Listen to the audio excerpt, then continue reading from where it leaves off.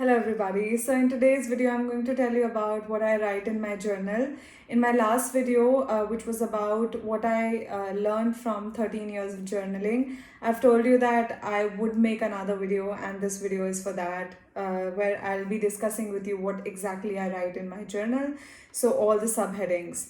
So point number one is I write a lot about my personal thoughts and experiences, and this covers almost 60% of my journal. The other thing that I write about in my journal is my meditation practice. And this is really important because then I can see how I am progressing in my meditation practice. And this one is really important for me, equally important as to what goes on in my personal thoughts and experiences. Because when I write my personal thoughts and experiences, I often try to self talk, do a little bit of introspection, and see how my day went, what were the things that I could have done differently, and where I need to improve. In my meditation practice, I try to compare what I felt before and after my meditation practice. And also, there's another aspect that I learned from the organization that I'm part of. It's called Heartfulness, and they have suggested a lot of different techniques to write diary.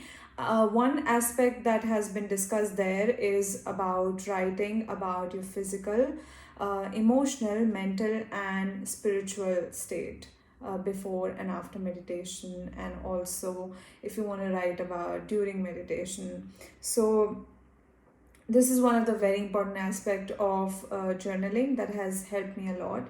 The other thing that I often write in my journal is to ask certain questions to myself, especially a question of why, because often people ask me, and also certain other people who always seem really motivated, what is it that keeps us going, and why do we feel so passionate about whatever we are doing in our careers, is because I often remind myself, what was it like to be when I got here, what was it like to be when I got the position, what was it like to be when I got accepted to a specific program or to a specific position that I wanted to be in. And that really keeps me going.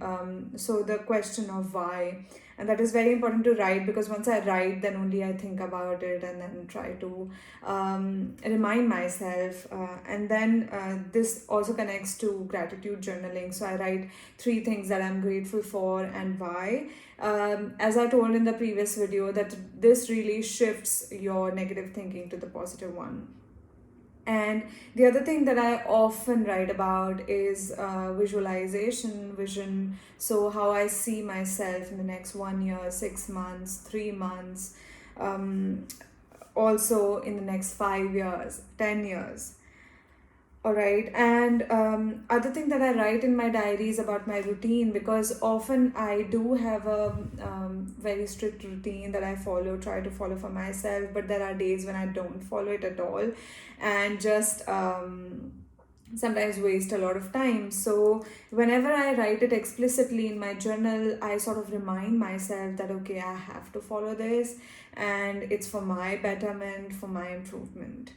The other thing that I write in my diary is if I come across a good quote, if I come across a good book, and if I wanted to write something from that, I often write a summary of the self-help book that I have read. So I've written a lot of those in my journals, because then it's very easy to see also how much of the time throughout the day you spent on learning something new and trying to improve yourself. So this is quite about it for today's video. I hope you found it helpful. And if you haven't started journaling, then I suggest you to write that. But as I mentioned before, there's no right or wrong format. It's for you, for yourself, to realize for yourself whatever fits for you. And these are just some suggestions from my side. This is how I have started to understand what I like as a person, and it also depends on how much time you want to invest in it. So that's it for today's video. I'll see you in another video. Bye for now.